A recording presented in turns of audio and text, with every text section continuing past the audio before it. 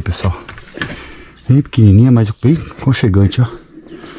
Tem tudo aí já. É, o meu sogro tá falando desse tamanho, pra fazer as casinhas. Ah, desse tamanho aqui? Isso, porque as crianças, que o pessoal vem só pra dormir mesmo, né? Não, Fazer- mas esse tamanho tá bom pra caramba, pô. Cabe quantas pessoas dentro do tamanho? Nossa, 6, 7, 8, até mais, né?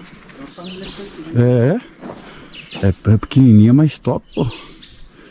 Aí vai ter que limpar em volta, ele quer ir em volta da casinha de reza, né? Sim, porque as casinhas, o plano dele é fazer as casinhas assim de roda, né? As casinhas. Isso, em volta. Vai ter que limpar lá então, né? Isso.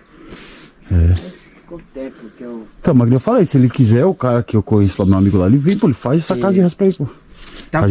Ele tava planejando de vir com a família toda pra... Porque querendo não é pequenininho, pra uma casa de reza pequenininha, né, pô? Pra cada uma das pessoas aqui é muito pequeno. Pode até aumentar.